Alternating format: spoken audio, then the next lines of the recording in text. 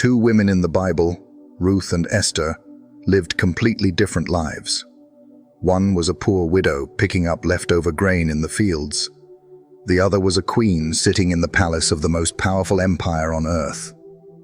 But here's the twist. Both of their love stories were arranged by the same God. Ruth's story looks small, simple, and quiet. Esther's story looks bold, risky, and dangerous. Why would God choose to write two such opposite stories? And more importantly, what do these two love stories reveal about the way God works in our lives today? Ruth's story begins with heartbreak. She was a Moabite woman who married into an Israelite family that had moved to Moab during a famine. Life seemed stable until everything fell apart. Her father-in-law died, then her own husband died, leaving her a young widow with no children and no future. In her culture, being childless and without a husband meant being left with almost nothing. Most people would have returned to their own families to start over, but Ruth made a decision that would change her life forever. Instead of going back to Moab, she clung to her mother-in-law, Naomi, promising, "Where you go, I will go. Your people will be my people, and your God will be my God." It was a vow of loyalty, but it was also a declaration of faith in the God of Israel. When Ruth and Naomi returned to Bethlehem, Ruth didn't step into a glamorous or easy life. She went to work in the fields, picking up the scraps of grain left behind by harvesters, just to feed them both. That's where she first caught the eye of Boaz, a wealthy and kind landowner. Boaz noticed not just her hard work, but her character. People in the town had heard about Ruth's loyalty to Naomi, and Boaz admired her courage. Slowly, what began as an act of survival turned into a love story, written in the small details of daily faithfulness. Ruth didn't chase after love or position. She simply lived with integrity, and God wove her into a story far greater than she could have imagined. Esther's story starts in an entirely different world. She was a young Jewish girl living in exile under the Persian Empire. Her parents had died, and she was raised by her cousin Mordecai. From the outside, Esther's life might have looked ordinary and unnoticed, until one day everything changed. King Xerxes, after removing his former queen, ordered a search for a new one. Beautiful young women were gathered from across the empire, and Esther was taken into the palace. To everyone else, it looked like luck or coincidence, but in reality, God was positioning her for a purpose she couldn't yet see. Inside the palace, Esther found favor in the eyes of those around her, and eventually, the king himself chose her as queen. Suddenly, she went from being an orphan with no future to sitting on the throne of Persia. But this wasn't just a fairy tale rise to royalty. Esther's new position came with unimaginable risk and responsibility. When a decree was made to destroy the Jewish people, Esther was faced with a life or death decision. She could stay silent and hope to save herself, or she could step into danger and risk her life by approaching the king uninvited. Her story isn't simply about beauty or charm, it's about courage under pressure. Esther's path to love and influence wasn't easy or safe. It was costly. And yet, through her obedience and bravery, God used her to protect his people and shape the future of Israel. Ruth and Esther lived in worlds that couldn't be more different. Ruth's story unfolded in Bethlehem, a small agricultural town in Israel. Her days were filled with hard work, bending down to gather leftover grain under the hot sun. Her life was quiet, simple, and ordinary. There were no palaces, no crowns, no royal feasts, just the struggle to survive and the hope of finding God's provision in the everyday. For Ruth, faith was expressed in steady loyalty, in small acts of love and perseverance that most people might overlook. Esther's story, on the other hand, took place in the dazzling palace of Persia, surrounded by wealth, power, and political intrigue. While Ruth worked among farmers and gleaners, Esther walked among servants, nobles, and kings. The decisions she faced carried the weight of an entire nation. One misstep could mean her death, but one act of courage could change history. By setting these two stories side by side, the Bible shows us something powerful. God is not limited by setting or circumstance. He works just as faithfully in a humble field as he does in a royal palace. The backdrop may look different, but the author is the same. Whether someone's life seems small and unnoticed like Ruth's or prominent and high stakes like Esther's, God's hand is quietly at work. Both stories remind us that God is present in every place, whether in the dust of the harvest or the glitter of the throne room. When you compare the love stories of Ruth and Esther, the contrasts are striking. Ruth's love story with Boaz grew slowly and quietly out of everyday life. She didn't seek out wealth or status. She simply worked hard in the fields to provide for Naomi. Boaz noticed her humility and kindness before anything else. Their relationship was built on loyalty, respect, and God's providence, culminating in a marriage that not only redeemed Ruth, but also secured Naomi's family line. It was a love story marked by redemption and faithfulness, one that showed how God blesses small steps of obedience. Esther's love story, however, looks completely different. She was chosen by King Xerxes, not in a quiet field, but in a royal competition that displayed power, beauty, and politics. Their relationship began in the grandeur of the palace, surrounded by wealth and authority. While Ruth's story shows love born out of loyalty, Esther's shows love intertwined with risk and responsibility. Her position as queen gave her influence, but it also placed her in constant danger, especially when she dared to approach the king without being summoned. The king's affection for her mattered, but her true strength was not in being loved by him. It was in using her place in his heart to save her people. Both stories reveal different sides of God's design. Ruth's story shows how love can be quietly cultivated through character and faithfulness, while Esther's story shows how love can be tested and proven through courage and sacrifice. God arranges both kinds of love, whether it comes gently in the fields or dramatically in the palace. And in both cases, His hand is guiding the outcome for a purpose far greater than romance alone. Ruth's character is one of the most striking parts of her story. She had every reason to walk away after her husband died. She could have gone back to her own people, remarried, and started a new life in Moab. No one would have blamed her. Instead, she chose the harder path. She chose Naomi, an older woman who had nothing left to offer. She chose a new land, a new people, and a new God. That kind of loyalty wasn't just unusual, it was radical. Ruth wasn't following comfort or opportunity. She was following faith. Her humility stands out just as much as her loyalty.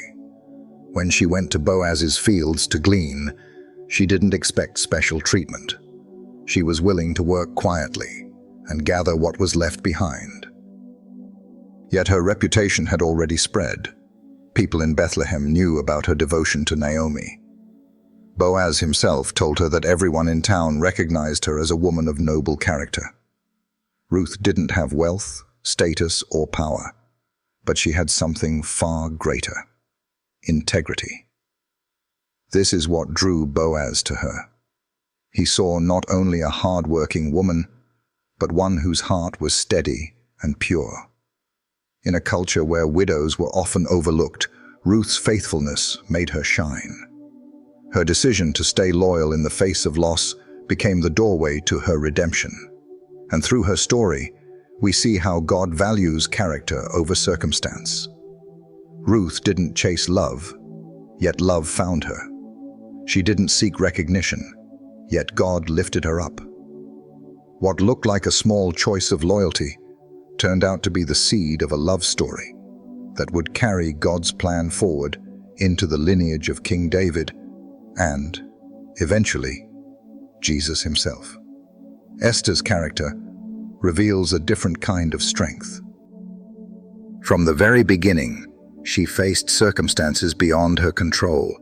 She didn't choose to be taken into the palace. She didn't ask to be part of a royal beauty search. Yet, in the middle of a situation that could have left her powerless, she showed wisdom and grace. She gained favor with everyone around her, not just because of her beauty, but because of the way she carried herself. There was something about Esther that drew people's respect. Her greatest moment, however, came when she was confronted with fear. Mordecai urged her to speak to the king and plead for the lives of her people. But approaching the king without being summoned was against the law. The penalty was death unless the king extended his golden scepter. For anyone, that was terrifying. For Esther, it was an impossible choice. Stay silent and risk her people being destroyed, or step forward and risk her own life. What makes Esther remarkable is not that she was fearless, but that she was faithful even while afraid. Her famous words, "If I perish, I perish," show a courage rooted in trust. She didn't know how the king would respond, but she trusted that God had placed her in that position for a reason. This wasn't about chance or luck. It was about divine timing. Esther's bravery teaches us that true courage doesn't mean the absence of fear. It means acting in spite of fear, believing that God's purpose is bigger than our comfort. Her story reminds us that God sometimes calls us into places where obedience will cost us something. And when we answer that call, He uses our faith to bring life, protection, and blessing to others. Esther didn't just win the heart of a king. She became the instrument God used to save her people from destruction. One of the most fascinating details about both Ruth and Esther's stories is the way God's hand is present without loud miracles or dramatic signs. In Ruth's story, there are no burning bushes, no parted seas, no thunder from heaven. What we see instead is God working through small choices and ordinary moments. Ruth's decision to follow Naomi, Boaz's kindness in the fields, the timing of Ruth gleaning in the very place that belonged to her Redeemer, all of it fits together so perfectly that it could never be coincidence. The story feels quiet on the surface, but it is pulsing with God's providence underneath. Esther's story goes even further. The book of Esther doesn't mention God's name at all. There are no prayers recorded, no direct words from heaven, no miracles performed in front of kings. And yet, as you read, it becomes obvious that God is everywhere in the details. The king just happens to choose Esther as queen. Mordecai just happens to overhear a plot to kill the king. The king just happens to have a sleepless night and calls for the records to be read, discovering Mordecai's loyalty. Esther's courage just happens to come at the exact moment her people are about to be destroyed. These coincidences line up so perfectly that the hidden hand of God becomes impossible to ignore. This is what makes their stories so relatable to us. Most of us don't experience daily miracles or hear God's voice thundering from the sky. What we experience are ordinary days that seem random, but later we look back and realize how every detail lined up in ways we could never have arranged ourselves. Ruth and Esther remind us that God is not absent when He is silent. His fingerprints cover the story even when His name isn't spoken. His providence doesn't always shout. It often whispers through timing, through circumstances, and through the courage of people who trust Him. This raises a question that many of us wrestle with. Why does God write some people's stories like Ruth's and others like Esther's? Ruth's life looked small and quiet. Her greatest challenges were providing for daily needs and trusting God in the middle of loss. Esther's life looked dramatic and dangerous. Her challenges were standing before a king, risking her life and carrying the weight of an entire nation on her shoulders. Both women were faithful, but the paths they walked could not have been more different. And isn't that what makes life confusing sometimes? Some people live stories that seem ordinary, raising families, working regular jobs, doing the same quiet things day after day. Others are pushed into situations of high pressure where their decisions have a ripple effect on hundreds or even thousands of people. We might look at our own lives and wonder, why does my story feel so small compared to theirs? Or on the flip side, why is my story so heavy while others seem to have it easier? The truth we see in Ruth and Esther is that both kinds of stories matter. God doesn't measure importance by how dramatic or visible our lives look. He values obedience, whether it's shown in the steady faith of Ruth or the bold courage of Esther. For Ruth, faith looked like going to the fields every morning. For Esther, faith looked like walking into the throne room and saying, "If I perish, I perish." One lived out her faith in daily loyalty, the other in life-threatening bravery. Yet in both cases, God was arranging every detail for a bigger purpose. So if your life feels ordinary like Ruth's or overwhelming like Esther's, the challenge is the same. Trust the author of your story, because he knows exactly where you are, and he knows why your story is written the way it is. When we look deeper, both Ruth and Esther's stories point beyond themselves. They are not just about personal love or survival. They both connect directly to God's greater plan that leads to Christ. Ruth, the Moabite widow who clung to Naomi, became part of Israel's story in a way no one expected. By marrying Boaz, she entered into the family line of King David. Generations later, that same line led to Jesus. Think about that. A foreign woman, once considered an outsider, became a great-grandmother in the ancestry of the Messiah. Her quiet love story in Bethlehem turned into a chapter in the greatest redemption story the world would ever see. Esther's story, while not tied to genealogy, points to Christ in another way. She risked her life to stand in the gap for her people. She entered the presence of the king, knowing she might be killed, to plead for mercy and deliverance. That act of intercession foreshadows what Christ would one day do on the cross. Jesus stepped into danger for us, not before an earthly king, but before the justice of God himself. He laid down his life so that his people could be saved from destruction. Esther's courage is like a glimpse of the perfect intercession that Christ fulfilled. Both stories, though different, funnel into the same truth. God arranges love not just for personal blessing, but to serve his larger plan of salvation. Ruth shows us how God draws outsiders into his family and weaves them into his promises. Esther shows us how God raises up deliverers who reflect the heart of Christ. Neither woman could have seen the full picture of what their obedience meant, but their faith became part of God's masterpiece of redemption. And in the same way, our own stories, ordinary or extraordinary, may be playing a part in something much bigger than we realize. When we pull lessons about love from these two stories, the contrasts teach us something powerful about how God arranges it. Ruth's story shows that love can grow out of loyalty, kindness, and faithfulness. She didn't win Boaz's heart with riches or beauty contests. She simply lived with humility and steady devotion. Boaz was drawn to her because of her character, not her circumstances.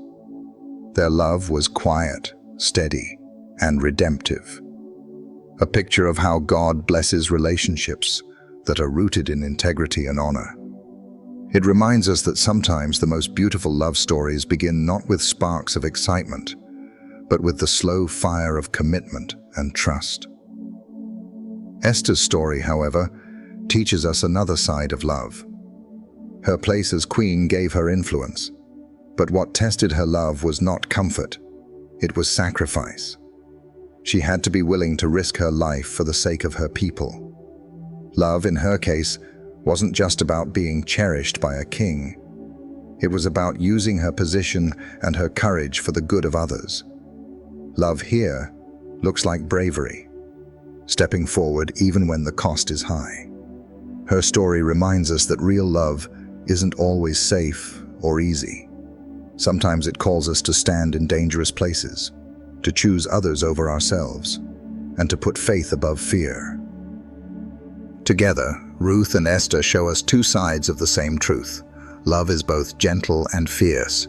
It can grow quietly in the fields through kindness, or it can roar in the palace through courage. And in both forms, it is God who arranges it, not just for personal happiness, but for something far greater, so that His redemption and His purposes can shine through. These stories remind us that God's design for love isn't shallow or fleeting. It's loyal, it's brave, it's selfless, and it's always connected to His bigger plan. When we step back and look at the bigger picture, both Ruth and Esther's lives show us that God works through very different kinds of faith. Ruth's story is about ordinary faithfulness, waking up each day, doing what needs to be done, and trusting God in the little things. There's nothing flashy about gleaning in a field or caring for an older relative, yet God used those steady acts to shape the future of Israel. Ruth's life teaches us that no act of obedience is too small for God to use. Even when it feels like our choices only affect a few people, they can ripple out in ways we never expect. Esther's story, on the other hand, is about extraordinary bravery. She was pushed into a situation where her choices were public, risky, and heavy with consequences. Her one decision before the king changed the destiny of her entire nation.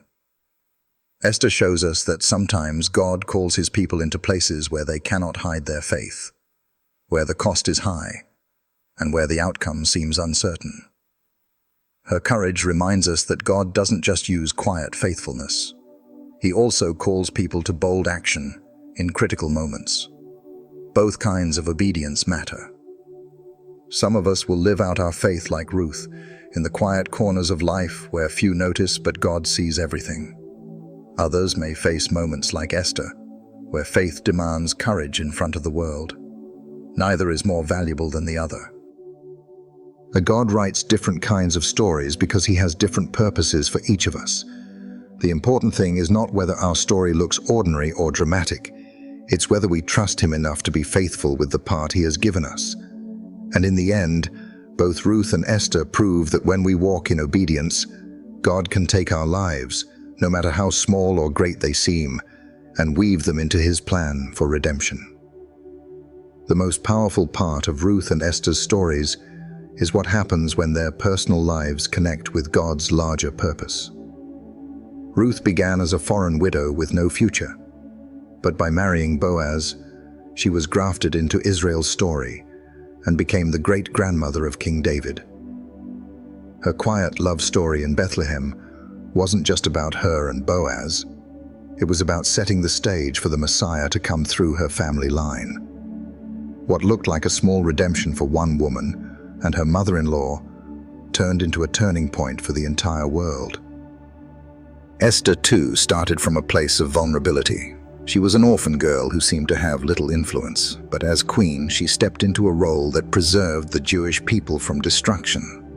Without her courage, the line of Israel might have been cut off. Without Israel, the promise of the Messiah would have been broken. Her personal decision to risk everything for her people safeguarded God's covenant plan. This is the key moment where both stories collide with something much bigger than themselves. Ruth's love story was never just about romance. It was about redemption that pointed to Jesus. Esther's courage was never just about saving her people in Persia.